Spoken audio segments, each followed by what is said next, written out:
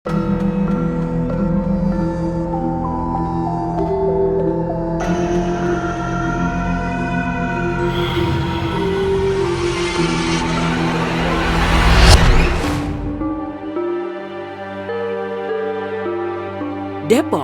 dikenal sebagai kota dengan 1000 situ. Jejak-jejak peradaban air yang menyatu dalam denyut kehidupan warganya. Jajaran situ tersebar menghiasi penjuru kota, menjadi saksi bisu sejarah panjang sejak masa kolonial Belanda. Dahulu, situ-situ ini bukan hanya sekedar hamparan air tenang, melainkan nadi penting bagi kebutuhan sehari-hari dan jalur irigasi bagi perkebunan milik para tuan tanah. Di antara semua, Situ Rawa Besar berdiri megah di jantung kota Depok, mengalir tenang di permukaan. Namun, menyimpan cerita sejarah lama yang mungkin belum sempat diceritakan.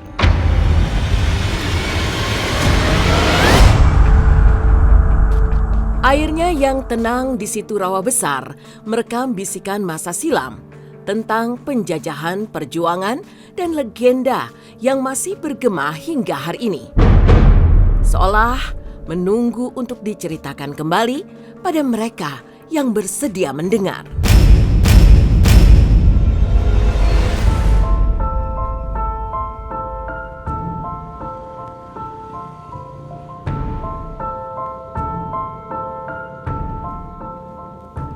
Di balik tenangnya air yang tak tampak ada gelombang, Situ Rawa Besar bukan hanya danau biasa, tapi menjadi saksi bisu dari banyaknya perubahan zaman dan misteri yang tak banyak diketahui orang.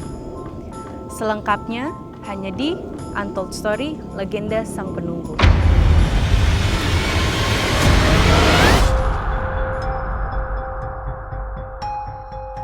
Situ Rawa Besar yang lebih dikenal oleh masyarakat setempat sebagai Rawa Lio merupakan salah satu situ bersejarah yang terletak di kota Depok. Terhampar tenang di kawasan Kampung Lio, Kelurahan Depok Jaya, Kecamatan Pancoran Mas. Situ ini menjadi bagian penting dari lanskap alam sekaligus warisan budaya Depok, Jawa Barat. Lokasinya yang berada di pusat kota membuatnya tak hanya mudah dijangkau, tetapi juga menyimpan daya tarik tersendiri sebagai saksi bisu perjalanan waktu dan peradaban di tanah Depok.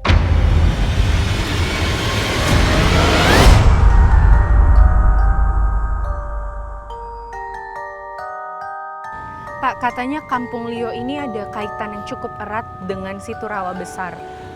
Ya, karena ini dari Situ Besar ini di bawah itu di dalamnya ada lumpur.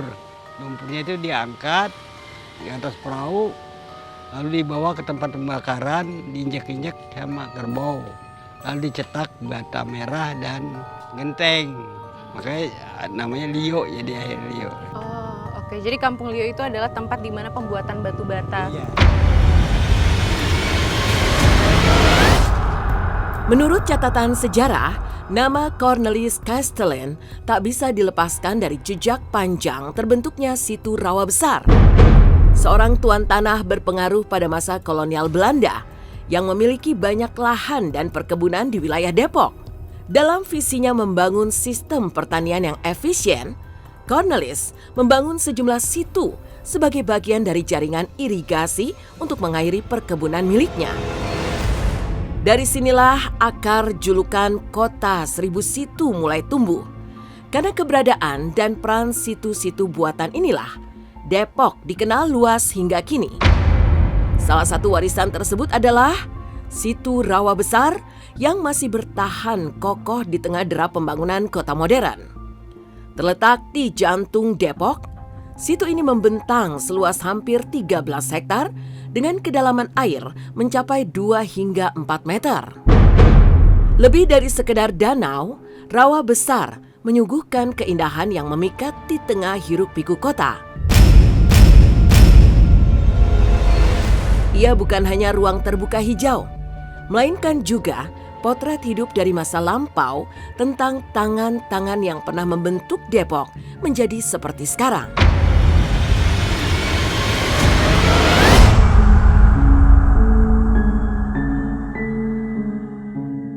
Pak, konon katanya danau ini sudah ada dari masa kolonial Belanda. Apakah betul? Betul. Kalau boleh tahu ada cerita apa Pak dari terbentuknya danau ini? Oh, jadi begitu saya lahir sih emang udah ada, cuma dulu mah airnya bening, bersih gitu lah.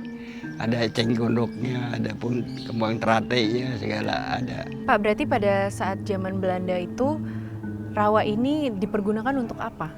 Jadi pembuatan ini batu bata sama genteng. Tanah liatnya diangkat pakai perahu, terus diinjak-injak di sana dipakai kerbau, dicetaklah bata dan genteng, dibakar sama jadi genteng dan ada. Jadi karena proses pengeruhan itulah yang menyebabkan. Sebetulnya pengeruhan bukan dari situ aja, karena limbah dari pasar di depan pasar. Sama ini Perumnas, setelah dibangun Perumnas, kotorannya kan lari ke sini.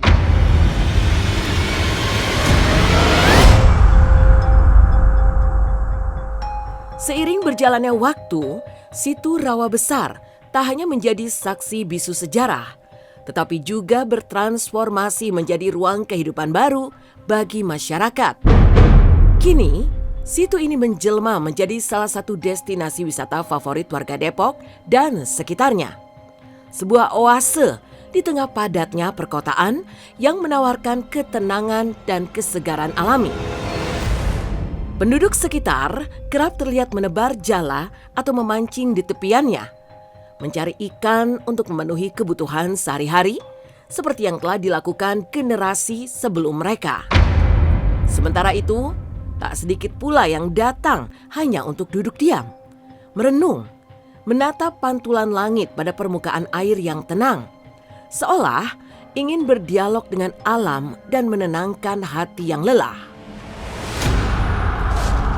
Waktu boleh berganti, tapi jejaknya masih tinggal di sini, di situ Rawa Besar. Sebelum tempat ini menjadi tempat wisata, tempat ini adalah saksi sejarah panjang dari masa kolonial. Lalu bagaimana asal-muasal tempat ini berada hingga saat ini?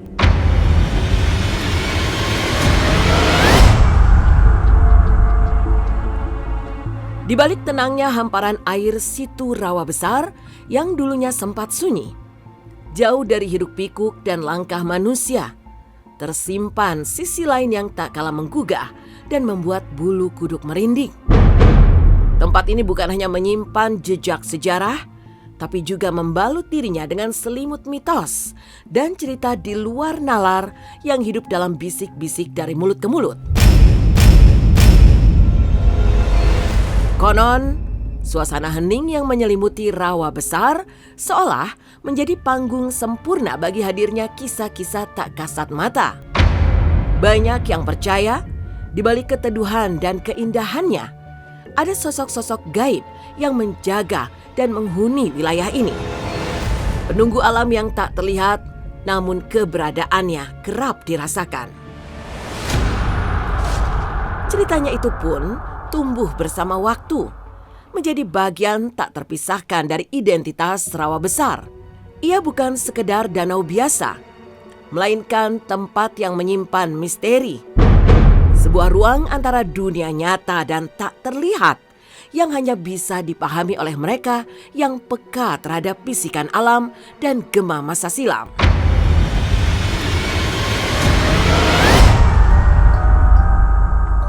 Tepat di belakang tempat saya berdiri, konon di tengah danau ini sering muncul sosok tak kasat mata.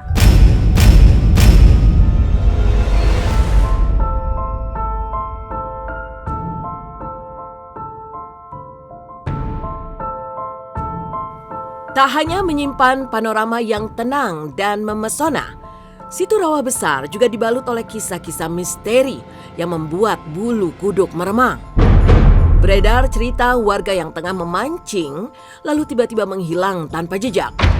Ada pula kisah para pemancing yang mengaku mendapat ikan berwujud tak biasa, seperti jelmaan dari dunia lain.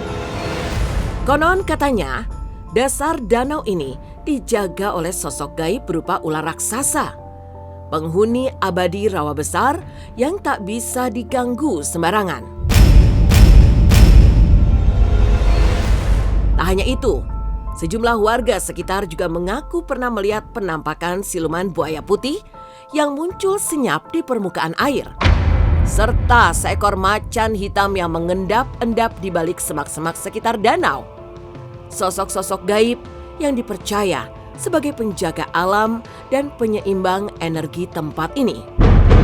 Karena itulah, berbagai pantangan muncul dan menjadi semacam aturan tak tertulis bagi siapapun yang datang. Pengunjung dilarang bersikap sembarangan, apalagi menyimpan niat buruk. Bersikap sopan adalah keharusan. Bahkan, sekedar melamun terlalu lama di tepi danau saat memancing pun dipercaya bisa membuka celah pada dunia tak kasat mata dan mengundang hal-hal yang tak diinginkan. Sebab, di situ rawa besar yang terlihat indah di permukaan belum tentu serupa dengan yang tersembunyi di dalamnya.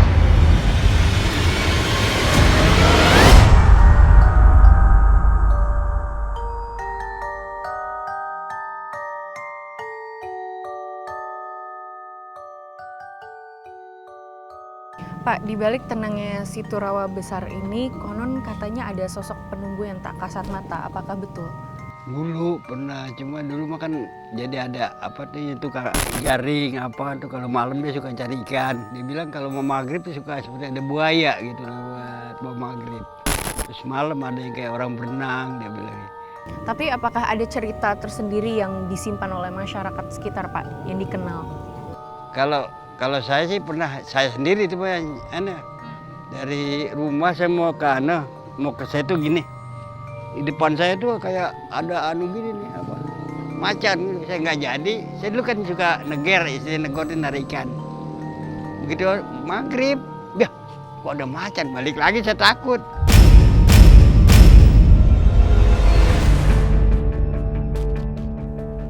Kampung Lio memiliki ikatan sejarah yang kuat dengan keberadaan situ rawa besar. Hubungan ini tak lepas dari peran Cornelis Castellan, sang tuan rumah era kolonial yang memanfaatkan area sekitar situ, tidak hanya sebagai sumber air dan irigasi, tetapi juga sebagai tempat produksi tanah liat dan gerabah. Di tepi danau itulah, tanah dari dasar situ yang dikenal kaya akan lempung alami, diolah menjadi bahan baku utama untuk membuat gerabah, batu bata, dan berbagai peralatan rumah tangga. Aktivitas ini menjadi denyut ekonomi masyarakat kala itu. Dari sinilah, kawasan tersebut kemudian dikenal dengan nama Lio, yang berarti tanah liat. Nama Lio pun terus melekat, bukan hanya sebagai penanda tempat, tetapi sebagai simbol warisan budaya yang kaya makna. Hingga kini, Kampung Lio masih berdiri tegak, membawa kenangan masa lalu yang terpatri dalam hati para penduduk Depok. Khususnya mereka yang tumbuh dan hidup di tanah yang dahulu dibentuk dari tangan-tangan pengrajin di pinggir tenangnya situ rawa besar.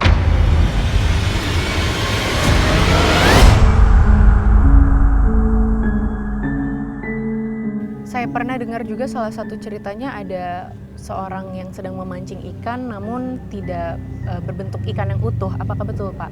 Pernah sih kejadian sekali ya, kan ini tiap tahun diubek ada apa di orang pada turun dulu ngambil.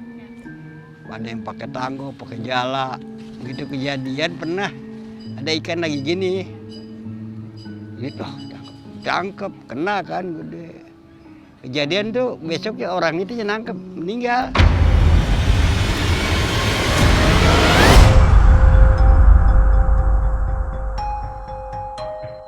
Sisa-sisa tanah liat dan gerabah yang dahulu menjadi nadi kehidupan di tepi situ rawa besar, kini telah lenyap di telan zaman. Tak ada lagi tungku pembakaran, tak terdengar lagi denting tangan para pengrajin membentuk tanah menjadi karya.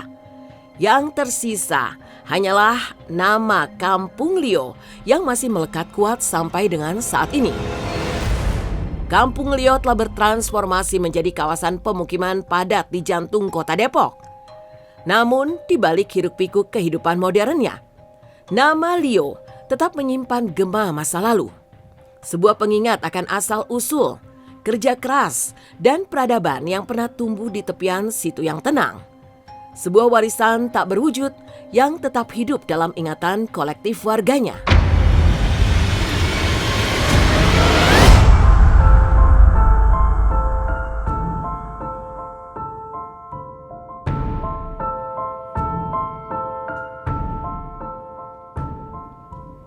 Tak hanya cerita-cerita di luar nalar tentang situ rawa besar yang melekat di masyarakat.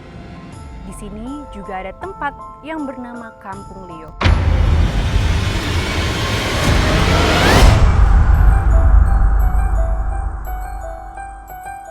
Situ Rawa Besar dan Kampung Lio adalah dua tempat yang tak terpisahkan dalam sejarah Depok. Dari masa Cornelis Castellan yang memanfaatkannya untuk irigasi dan pengolahan tanah liat, hingga berubah menjadi kawasan padat penduduk. Jejaknya masih terasa hingga kini. Meski gerabah dan tanah liat telah tiada, nama Kampung Lio tetap hidup sebagai warisan identitas. Sementara situ Rawa Besar terus menyimpan keindahan. Sebuah cerita tentang dunia nyata dan yang tak kasat mata. Dan kenangan masa lalu yang membentuk karakter kota. Sebuah ruang yang tak hanya menyimpan air, tapi juga sejarah dan jiwa Depok.